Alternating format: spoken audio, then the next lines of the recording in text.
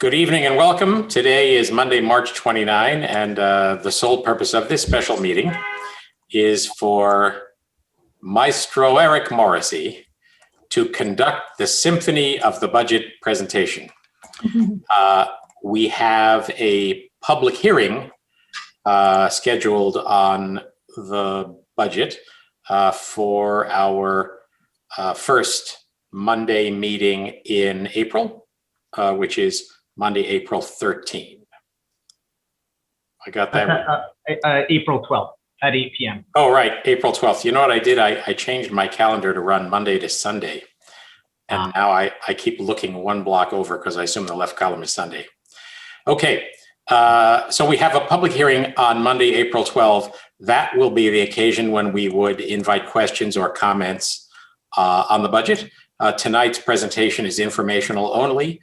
And we don't anticipate engaging any questions or comments. Save those after you've had a chance to look over everything for the regular meeting on Monday, April 12th. The draft budget is also posted on our website at pleasantville-ny.gov, and you can peruse it or download it in exhaustive detail. So we have here the team that has put it together. Mary Schwartz, Treasurer, Healy Shaw, Deputy Treasurer, Eric Morrissey, Administrator, Noreen Regan, who is the administrative aide and deeply involved, and four members of the board, myself, David Vigimori, Nicole Asquith, Paul Alvarez. Take it away, Mr. Morrissey. All right. Thank you very much, Mr. Mayor. Wanted to thank my amazing team, Mary, Healy, Noreen, and all of the department heads who worked on this tentative budget. To say it's an exhaustive process is an understatement. We spend a lot of time and effort combing line by line through this budget. So thank you to them and everyone for the hard work. As you stated, Mr. Mayor, the tentative budget, the public hearing is scheduled for April 12th at 8 p.m. Next slide.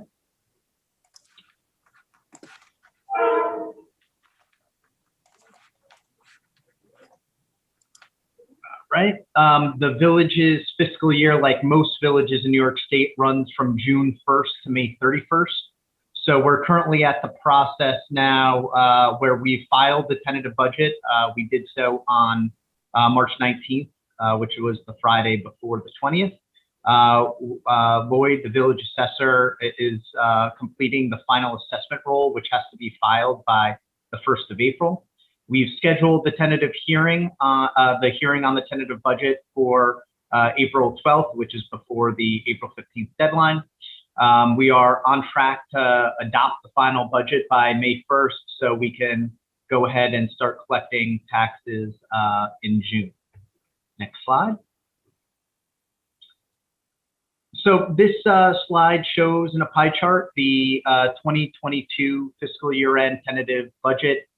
Just one note of clarity is that we talk about our budgets in which the year in which the budget ends. So our budget ends in fiscal year end 22. We get that question a lot. So here you can see the four funds that make up the village budget. By far is the biggest by far is the general fund at $16.5 million. This covers the vast majority of the village operations. It's also where we levy the real estate taxes. The water fund is our next largest at $3.6 million. That's where we capture all the expense related to the delivery of potable water to village homes and properties. The next largest is the refuse fund at just under $1.2 million. That captures expenses related to sanitation recycling services. And then finally, our debt service fund at just over $1 million for next fiscal year. That's really a pass-through fund, as the three other funds pass through money to the debt service fund to pay down the annual debt service. So our total operating budget for fiscal year end 22 is proposed at $22.4 million, a slight reduction over last year, mainly due to some revenue generating programs that we've reduced in scale based on some projected impacts of COVID. Since they are offsetting on the revenue side, there is some flexibility there. But overall, $22.4 million operating budget over the 4 funds. Next slide. So since the general fund is the largest fund, we're going to spend the majority of this presentation focusing on that. It's also where we capture the meat of our tax cap mandate. The tentative budget for next fiscal year for the general fund is slated to be $16.5 million, of which we're projecting or proposing to collect almost $12 million through the property tax levy, or 11.885 million to be exact. We're proposing to utilize $539,000 of general fund balance to support our spending. And then the other sources of revenue at just over $4 million captures our operating revenues like parking revenues, rec program revenues, pool summer camp revenues, as well as pass-through taxes like our cut of the county sales tax and the mortgage tax. Now, the county sales tax has been a big question mark. Fiscal year end 2020, which was in the later months touched by COVID impacts, in that year, we collected almost $1.4 million through county sales tax. Last year, during this time, as we were starting to really get a feel for just the depth of the COVID outbreak, we rolled that back to a projected revenue budget of $800,000. Looks like we are doing really well on that end. We're about at $800,000. And so it's all but certain we'll exceed that projection. So we went ahead and budgeted $1 million in sales tax, county sales tax revenue for next fiscal year, not knowing the lingering effects, but we feel like that's a conservative estimate. So that makes up about a quarter of the other sources of revenue we generate in the general fund budget. Our assessed valuation as a village went up over $1 million last year, which is great news. Mainly due to the final assessments at the Toll Brothers development. And the tax rate is proposed to go up less than 1% at 0.83% to $97.60. That represents about a $30 increase for the average single-family homeowner to their village tax bill. So one note of clarity is that the average village taxpayer pays about $4,300 in village taxes per year. Hey, Eric. Yeah. You did a great job of explaining to me in this last week the difference between ratables and the tax base. Sure. Do you want to try that really briefly for anybody who might be watching? Sure. So really the tax bases as new developments or ratables come online, they will pay into the pot, so to speak. So let's say there's a development that's generating $100,000 worth of revenue to the village tax base. That's not $100,000 of additional money flowing into the village coffers. That's $100,000 that's flowing into the tax base. And each year we go out and collect the tax levy, the school district, the county, the towns do the same. And based on the assessed value of your home is your proportion of that tax levy that you pay. When you have more ratables paying into the pot, your sliver, your proportion of that tax levy gets reduced a bit.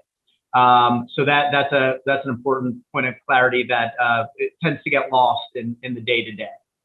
So that's, as more ratables come online, the tax burden in concept for other property owners gets smaller, or the tax increase is more reasonable. So this is where we are right now, a tax rate that increases by less than 1%.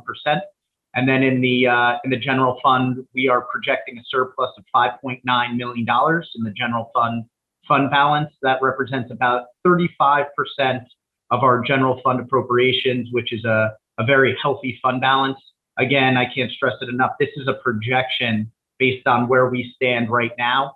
And as we reach the end of the fiscal year, you'll see us allocating some money out of this for various things, and one being a labor contract that we're about to settle on. So we'll be appropriating some significant funds out of here. But as things stand and are projected for the end of the fiscal year, we're looking at a fund balance around $5.9 million. Next slide. So the tentative budget as currently constructed is tax cap compliant. Tax cap is a New York State mandate that limits the amount of increase that we can increase taxes or the tax levy to 2% or the rate of inflation, whichever is less.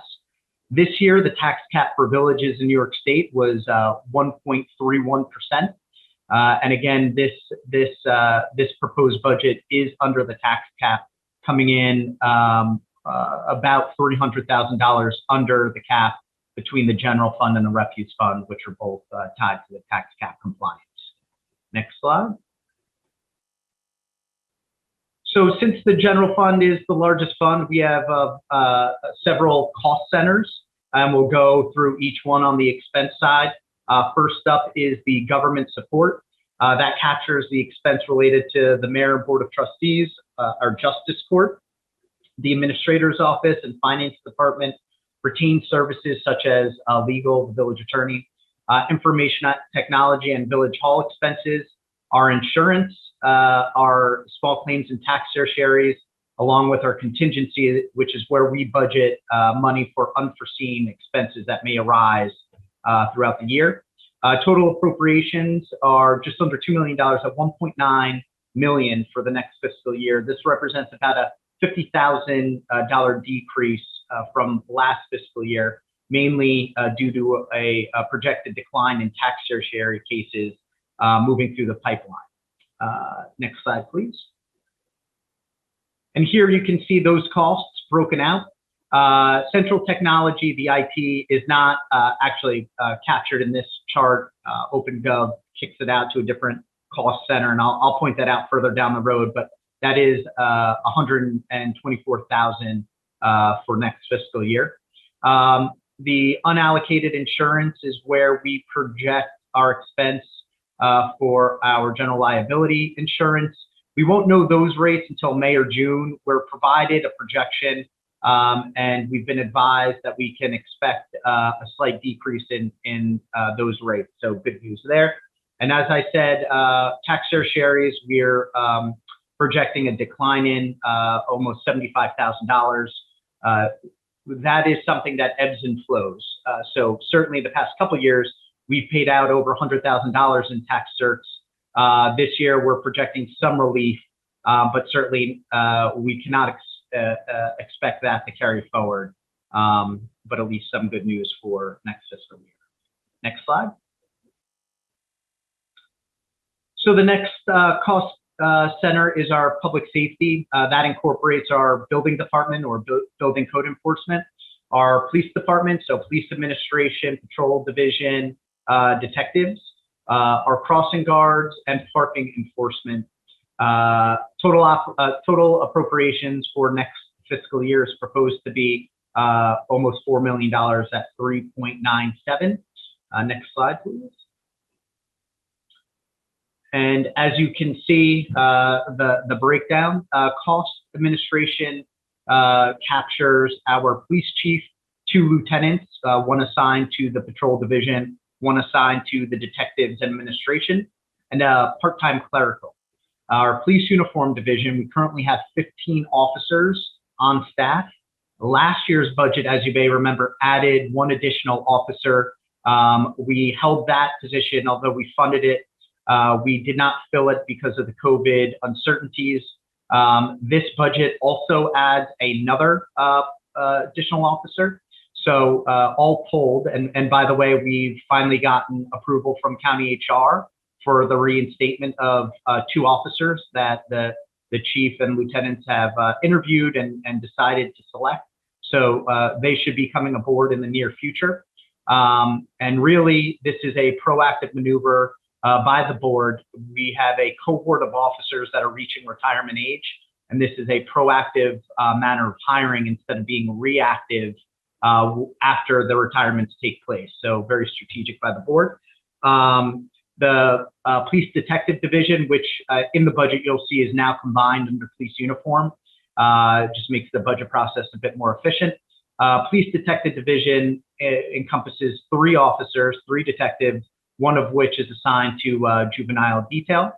And then Safety Inspection represents our building department. It's one, our building inspector, an assistant building inspector, and 1 office assistant. So in this cost category, spending is up mainly due to the addition of the officer in the patrol uniform division. Next slide. Our next cost center is Public Works. We have the administration, which is our superintendent of Public Works, and a office assistant. Their salaries and benefits are actually broken up across the 3 funds, the general fund, the water fund, and the refuse fund proportionately. Road maintenance incorporates 9 staff members. We've got 2 mechanics in our central garage. This cost center also captures our snow removal operations, the maintenance to our street and traffic lights, metered parking, and expenses related to buildings and grounds. Our total appropriations for next fiscal year are proposed at $1.5 million, mostly flat over last fiscal year. Next slide. Here you can see that cost centers broken out. Of note, street maintenance, we've seen a decrease of about $10,000, mainly due to retirements and new employees coming aboard. We've had 2 retirements over the fiscal year of A-scale employees based on our CSCA labor contract. When we hire new employees, they come in under our B-scale compensation, which is at lower levels. So we're realizing about a $10,000 savings over last year. Also, we're realizing about a $15,000 savings in street lighting due to our LED replacement program that's actually been paying off. So, next slide, please. Outreach services. This cost center captures the operations at the Clinton Street Senior Center. Its administration, its outreach and support initiatives, transportation services, their recreation activities at the center, and senior nutrition program. Total appropriations proposed for next fiscal year is almost $461,000. Next slide. And here we can see that broken out. We have the Clinton Street Senior Center is operated by 1 director of senior services, 1 senior office assistant, 1 recreation assistant, and 1 full-time cook. We also have part-time kitchen staff and a driver. We rolled that back during COVID, but look forward to getting that started and rehiring part-timers in that area.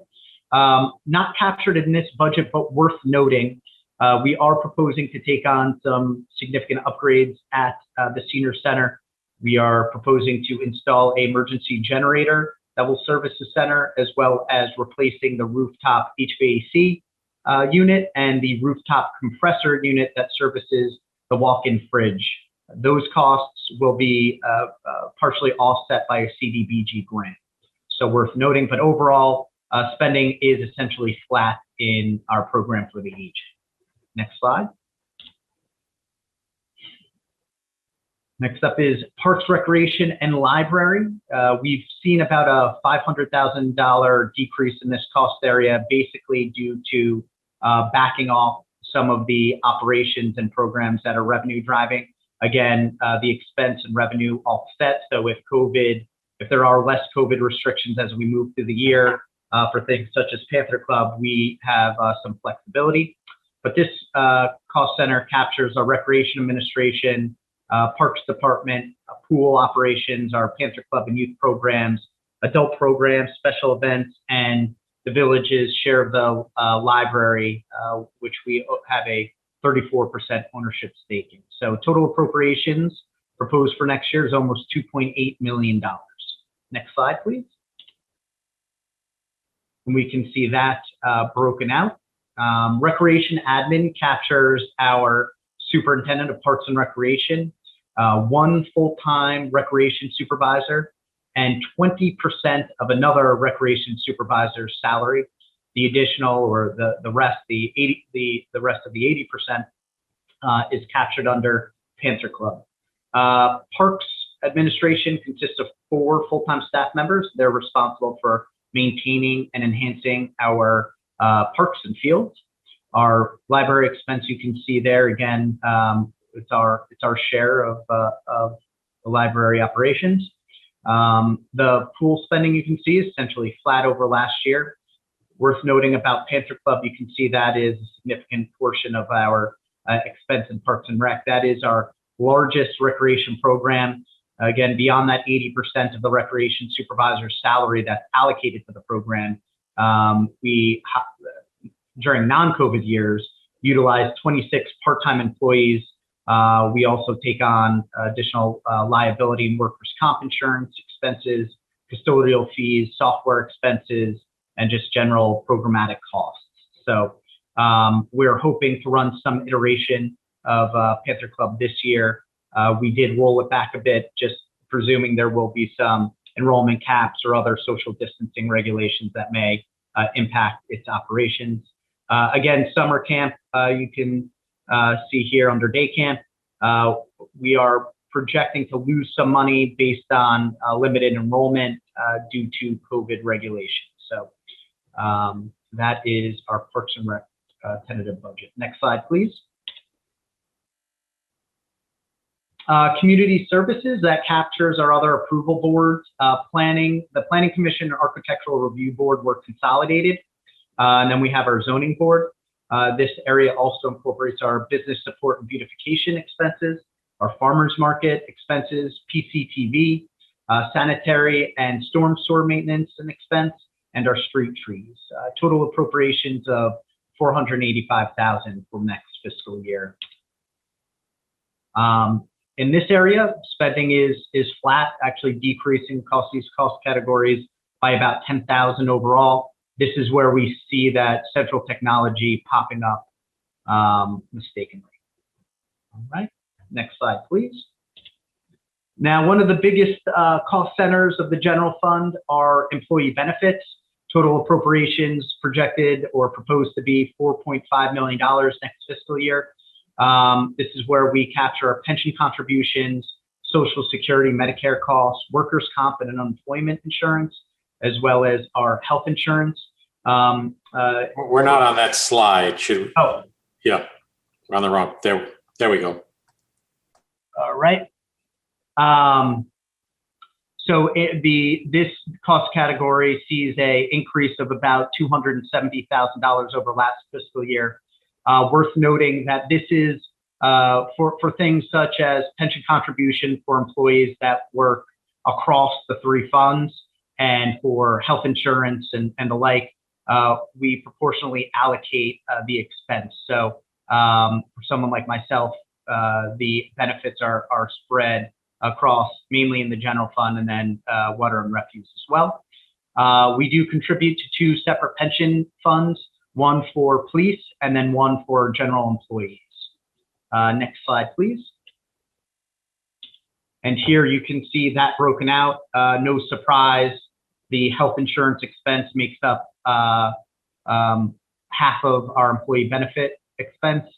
The rates are not known on for health insurance until about mid-November.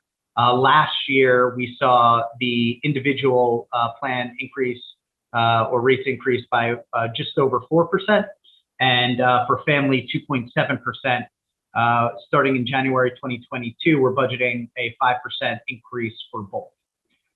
The retirement contributions have increased as well. We're seeing about a $17,000 increase in the employee retirement, and then about $250,000 in the police retirement contribution. That's based on a rolling average tied to the economy and stock market performance. So we're hoping to see a plateau in those rates moving forward. Next slide, please. Debt payments and transfers out. This is general fund only. So this is where our long and short-term financing, our annual debt service coming out of the general fund is realized. Total appropriations here is just over $670,000. This represents 4% of our general fund spending. It's a good level to be at. Typically, you'll want your debt service in the range of 6 to 8% of appropriation. So currently in the general fund, sitting at 4%. Right, next slide. Capital planning and equipment purchases is a big part of what we do and what we forecast and plan for. For the next fiscal year, we're proposing to spend $200,000 on road resurfacing or road repaving, another $50,000 on sidewalks. As we've discussed, we are seeking to replace truck 18 at $85,000. This has reached the end of its useful lifetime. However, we are looking to retrofit it so it can become the watering truck in the village. You may see the watering truck during the spring and summer. The one that we currently utilize is very much on its last leg. So what we would do with the new truck is retrofit it for watering during the spring and summer, and then can be used for some road salting operations in the winter. We are also proposing to replace Patrol Vehicle 58.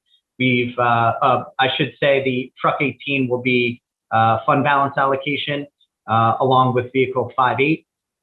We put in $65,000 for this presentation, but if we go with a hybrid, still to be determined, that would be $55,000. If we're looking to go with an all-electric vehicle, probably upwards around $75,000, $80,000. Certainly an offset with energy efficiency there. Upgrades at the senior center, as we discussed, at $100,000. We've allocated fund balance for that. And then in the water fund, we're looking to replace truck number 3 for $75,000. That truck was totaled in an accident a few months back. Next slide. As we look out to the future, we've got some significant capital projects on the horizon. Manville Road project slated to kick off a year from now, weather dependent. The Civic Space project, we also are planning to undertake in the future, but the Manville Road project has to happen first. We're also in discussion to rehabilitate or replace the village pool, which will be a significant pool project. We're in the process of finalizing which consultant to select and move forward with a pool design. DPW equipment and garage, as well as vehicle replacements, we continue to track and forecast out within our capital plan. And then the maintenance of village-owned buildings, certainly on the horizon. For instance, we're going to need to replace the elevator in Village Hall, which will be between $150,000 to $200,000. We're also running into issues, as the board knows, with our HVAC system. So certainly some expenses related to the upkeep and operations with that infrastructure. Next slide. So we just went through in detail the general fund on the expense side. Let's take a little moment to talk about the general fund revenue sources. As we talked about, a huge component of the revenues come from property taxes, which are limited to grow by essentially 2% or the rate of inflation. Our operating or pass-through taxes, as we talked about, are the village's cut of the county sales tax, mortgage tax revenue. We also take in revenues through our operations, parking revenues, revenues through our recreation programs, pool, camp, our state and federal aid, which is pretty minuscule, projected to be level funding, which seems like it's been that way forever. And then our fund surpluses that we allocate from fund balance to support appropriations. Next slide. And here we can see those revenue sources broken out. Just point of clarity, taxes in this pie chart captures not only the property tax levy at $11.8 million, but also the county sales tax revenue projected to be $1 million for next year. This is also where we see the cable franchise revenue. In general, property taxes make up 70% of all revenues in the general fund. Fees for service labeled here represents revenues from parking permits and meters, summer camp, rec programs, and revenues from special events. The miscellaneous category here is Panther Club and pool. And the revenue label here, you can see At a whopping 0.4% is our state aid, which was originally cut in the governor's executive budget, but all signs point to it being reinstated due to the COVID relief bill and the communication that we're seeing from the state Senate and Assembly about making that a priority to restore. So next slide, please. All right, so we just went through the general fund. We'll take a moment to talk about the proposed budget for the refuse fund. Refuse fund covers our residential sanitation services. We have, we're proposing a budget in the refuse fund of 1.1, almost $1.2 million. We collect for over 2,400 units. We collect household trash, recyclables, bulk items, brush and yard waste. We are proposing to slightly increase the rate for single family units, $1.45 to $481.12. We are projecting a fund surplus in this fund of just over $418,000, representing 35% of appropriation, so a good place to be. Of note, 2 fiscal years ago, we appropriated $120,000 out of this fund surplus to help fund a new sanitation truck. We have another sanitation truck that's on our capital plan for replacement next fiscal year. We had secured a New York State grant for that, but that is now in limbo due to COVID.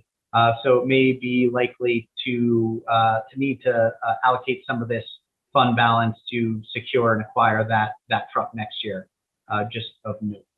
All right, next slide, please. Our water fund proposed budget for next year is $3.6 million. Again, this captures the expense and revenues related to the delivery of potable drinking water to village properties. We have an ownership stake in the Newcastle Water Treatment Plant and have an obligation to fund our portion of the operations and maintenance at that facility, so distribution, filtration, as well as our debt service payments on our water system, as well as employee benefits, salary, and infrastructure expenses related to our water infrastructure. We are projecting a fund balance here of just over $1.4 million. This fund did really well this fiscal year, mainly because we realized more revenue than expected, folks spending more time at home, utilizing more water. On top of that, we're not projecting to utilize about $150,000 worth of water fund balance in the general fund. Looks like we will not be using that. So we're carrying a very healthy water fund balance at about 40% of appropriations. All right. Next slide, please. And with that, we are proposing to keep the water rates the same. We have 4 rates, one for residents who live in the village. The village has what is considered one water district, incorporating all properties within our boundaries. We have a non-resident district rate, and we have a non-resident out-of-district rate. So those are folks that live outside of the village that are not incorporated into a town water district. We also have a separate bulk rate for Pace University. Next slide.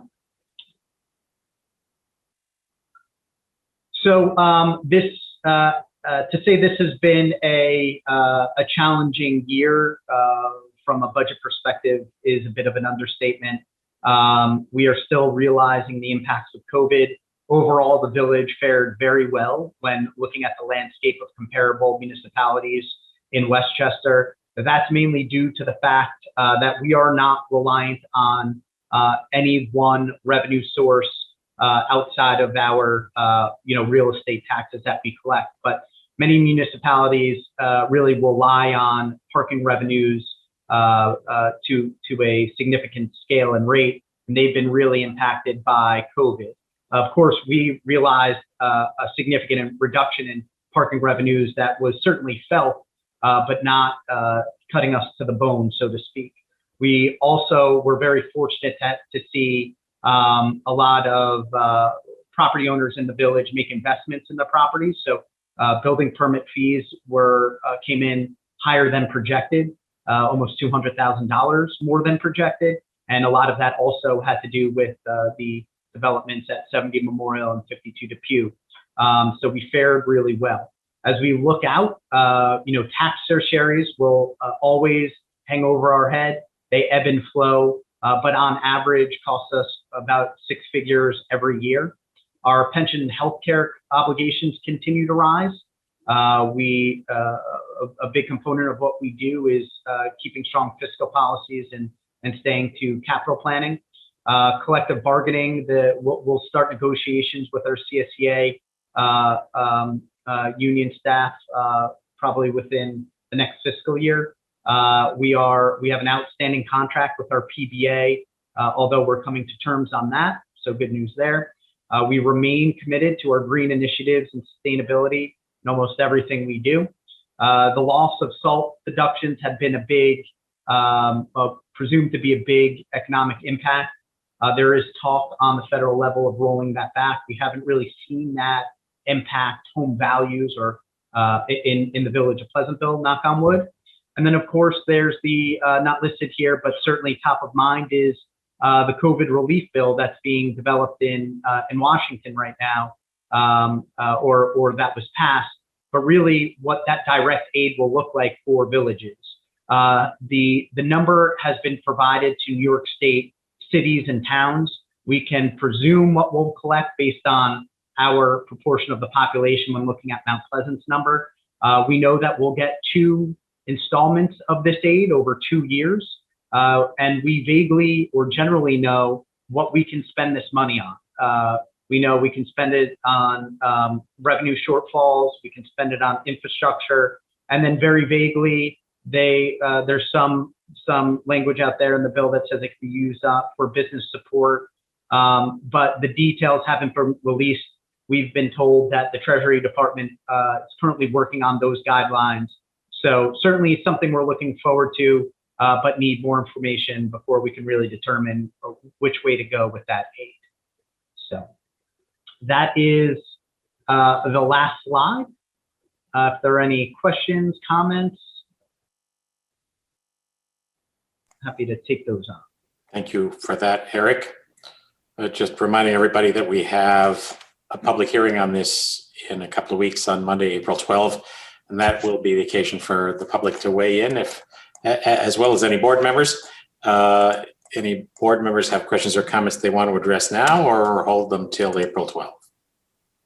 That's my birthday. Are you budgeting for my birthday celebration? Wow. I'll pay cash. Well, no, I'll be celebrating my birthday with you guys here in this great meeting. I am not certain it was in your interest to divulge that, Mr. Alvarez. Let me I just looked at the day. I'm like, oh, okay. Looks like I'll be doing that. I'll be presenting the budget. Yeah. All right. I'm amused by that. All right. Any comments or questions, or shall we save them for our visit in 2 weeks? Eric, can you run that all again? You want me to rewind that one? So when we do that in 2 weeks, Michael Peppard will be an official member of our board as opposed to his current trustee in waiting status. Do you have something to say, Michael? I do have a little question for Eric. We talked about the COVID relief bill when we met this last week, and I went and read up about that. The reason I ask it now and not later is that it sounds like these funds are going to be dispersed in April, and I wonder if if April 12th is if we're going to be asked questions about how we're going to spend them at that point by the public, and if it's worth, I don't know, if it's worth just thinking about over the next couple of weeks.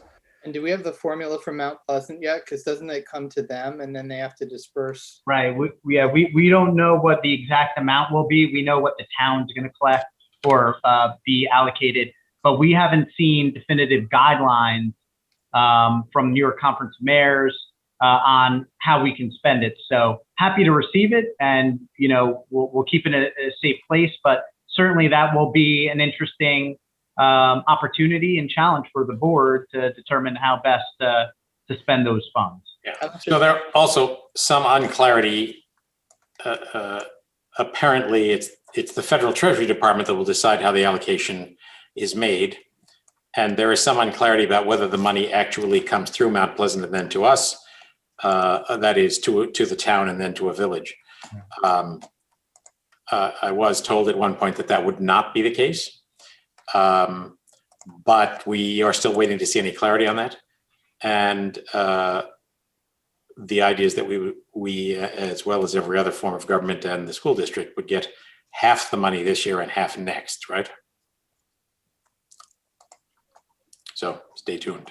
How much? Fair enough. I didn't want to be caught flat-footed if we were not ready for, Yeah. Well, I've already it been would asked questions and I'm not even on the board yet about how we're going to spend it. It would be great. It would be great to know more. So we've asked the question. So hopefully, as soon as we get that info, everybody on the board will know, and then we'll grapple with the question of what we're allowed to spend it on, because there are some specifics about that too. So. And how much is Mount Pleasant getting? What's that? How much is Mount Pleasant getting? I forget, but when 4 million something, but that includes the money that would go to the villages. Right. Right. But I mean, you could at least make an informed guess based on our, Yeah. population. based on our proportion of the town's population, we're probably looking at about $800,000. Okay. Which would be give or take half this year, half next. So certainly a very positive development, but it remains unclear what the rules will be for how it can be spent. And it remains unclear exactly what the dollar figure will be. So, all right. Can I just comment, Mr. Mayor? Yes. Shane McGaffey, 85 Nanahagan Road. So on the school side, just so people understand, the governor in the budget is taking away the amount of aid that we're getting from the federal side.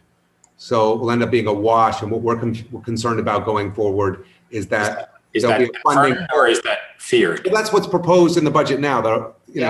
Abenaki said that they were not gonna, that was not gonna end up being the case. We'll see what happens.